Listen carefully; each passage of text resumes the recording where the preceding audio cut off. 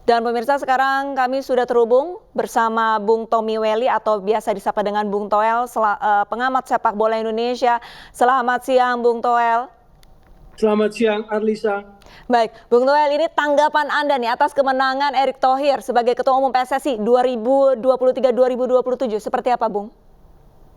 Ya, saya pikir selamat dulu untuk Erick Thohir yang memenangkan kontestasi KLB menjadi Ketua Umum PSSI baru 2023 sampai 2027. Saya berharap bisa memimpin PSSI dengan lebih baik. Jadi kita bicara tentang kepemimpinan PSSI kan kolektif kolegial. Tetapi leadership penting, ketua umum penting, ibarat lokomotif gitu kan. Memang penting. Tadi juga dalam wawancara langsung disampaikan pemikiran-pemikirannya. Tetapi juga penting untuk kita melihat gerbong exco yang akan membantunya atau bekerja bersama Erick Thohir sepanjang periode ke depan. Jadi kita akan lihat hasil dari pemilihan wakil ketua umum maupun juga dari exco. Ini sama sebetulnya kolektif kolegial, cuman memang ada satu posisi ketua umum, ada 2 posisi waketum dan 12 anggota exco. Jadi penting juga untuk melihat itu supaya kita bisa komprehensif melihat arah perubahannya. Karena tentu tadi kan disampaikan Erick Thohir ingin membawa perubahan, ingin bersih-bersih, dan kita juga melihat itu nggak bisa dilakukan sendirian. Ini ada barisan exco yang harus juga kuat dan mendukung arah langkah dari ketua umumnya. Jadi kita perlu menunggu hasil dari pemilihan selanjutnya untuk wakil ketua umum dan juga exco. Bung Toel, ini ada statement dari salah satu calon itu Lanyala Mataliti pada saat pengumuman untuk voting dan dimenangkan oleh Erick Thohir. Ini Lanyala sempat keluar dan sempat menyampaikan kepada awak media sebenarnya yang penting ini adalah exco-nya. Jika exco-nya diduduki oleh orang-orang lama, maka tidak mustahil akan ada KLB selanjutnya. Ini maksudnya apa nih dari statement Lanyala ini? Ya, karena kan begini, buat orang-orang bola yang paham bola, paham stakeholder bola, paham voter bola, paham kepemimpinan bola, ada orang-orang dalam tanda kutip lama yang track recordnya negatif, yang ada di dalam elit sepak bola selama ini atau di exco lah katakan.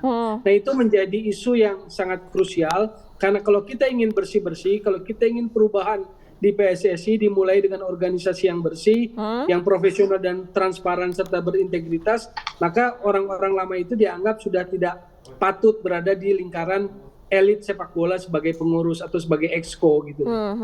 Itu poinnya. Karena itu jadi krusial selama ini. Karena kalau kita lihat periode PSSI paling tidak dalam kurun misalnya 12-13 tahun terakhir sejak era Nurdin Halid ke sini, kepengurusan PSSI seringkali turbulensi ya. Jadi sulit sekali satu periode itu tuntas gitu loh. 4 tahun itu tuntas dengan selesai periodenya lalu kemudian memasuki periode berikutnya. Seringkali ada turbulensi, ada goncangan, ada KLB di tengah jalan atau di tahun ketiga, tahun kedua. Nah hal seperti itu yang memang patut diwaspadai sehingga kemudian concern menjelang KLB ini kan semua tentang bersih-bersih. Betul. Berarti dengan kata lain untuk exco-nya sendiri ini diberikan sinyal oleh salah satu calon ketua agar orang-orang baru, kurang lebih seperti itu, Bung Toel? Ya, saya pikir ini saatnya kalau mau berubah, maka voter harus punya kemandirian. Jangan mau dikontrol-kontrol, diatur-atur, digiring-giring. Pilihlah profil-profil exco yang lebih punya integritas, profesionalitas juga visi sepak bola ke depan. Tapi kalau masih punya keterikatan pada exco lama yang sayangnya punya track record negatif di sepak bola, yaitu yang akan kita sayangkan sebagai publik bola, sebagai insan bola. Karena sebetulnya spiritnya tadi kan ketua umum ingin perubahan. Lalu sempat kasih sinyal akan dorong banyak anak-anak muda, karena katanya ini eranya anak muda gitu kan. Betul. Nah, jadi kita harus lihat itu linier, sinkron, tidak dengan gerbong exco-nya nanti gitu loh. Lantas Bung Toel, apakah memungkinkan pada saat ini memang belum dilaksanakan untuk voting ataupun pemilihan ketua umum, wakil ketua umum dan juga komite exco. Apakah memungkinkan Bung Toel jika nantinya yang terpilih komite exco-nya ini adalah orang-orang lama sebagian besar, apakah mungkin seorang Erick Thohir membersihkan PSSI di masa jabatannya? Membersihkan sendirian sulit, Mbak. Membersihkan sendirian sulit. Apa kurang hebatnya juga ketua umum PSSI yang sebelum-sebelumnya. Tapi kan kemudian dalam perjalanannya belum selesai satu periode bisa keluar kan dari PSSI. Ini kan bukan marwah yang bagus bagi sebuah organisasi olahraga. Jadi Erick Thohir butuh dukungan keseluruhan exco, baik itu waketum maupun dari exco-nya yang 12. Totalnya kan 15. Maka saya stressing lagi, sistem kepemimpinan di PSSI adalah kolektif kolegial. Bahwa lokomotif, bahwa leadership itu penting dari seorang Erick Thohir, iya. Tapi sendirian sulit membersihkan itu. Karena kompleks sepak bola ini, apalagi menghadapi mereka-mereka yang sudah mengakar sekian lama dan punya, ya itu tadi, pengaruh yang kuat dalam sepak bola, urusan sepak bola negeri ini selama ini gitu loh. Sayangnya, yang kecenderungannya negatif itu yang kadang menjadi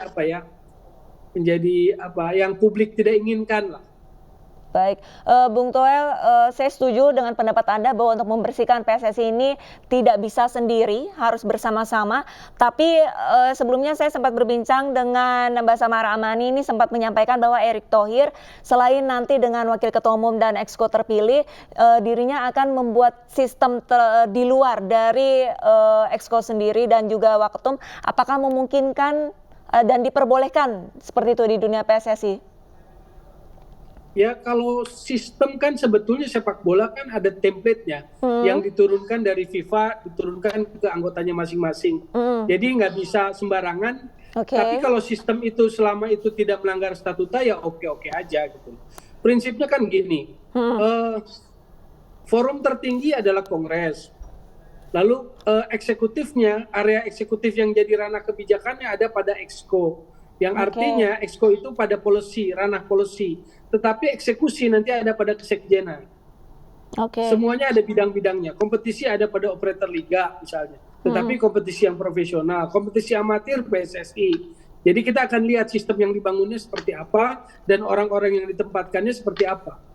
Berkapabilitaskah, kompetenkah, profesionalkah, integritaskah, gitu kan. Itu penting tuh, poin-poin itu. Baik, lantas untuk posisi Wakil Ketua Umum sendiri ini sebenarnya krusial nggak sih, Bung Toel?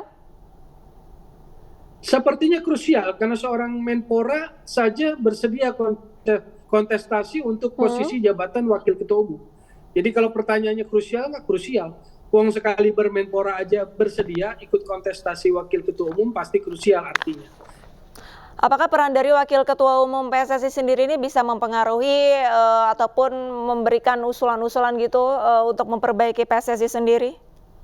Kalau dalam ranah policy kebijakan, hitam putihnya sepak bola kita ke depan, entah itu tentang kompetisi, entah itu tentang timnas, ya Exco yang menetapkan.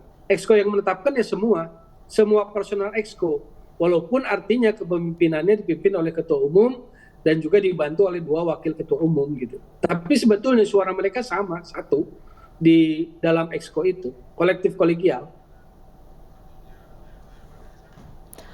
Kalau secara pribadi Bung Toel, jika ketuanya Erick Thohir, wakil ketua umumnya, kalau menurut Anda baiknya siapa, Bung?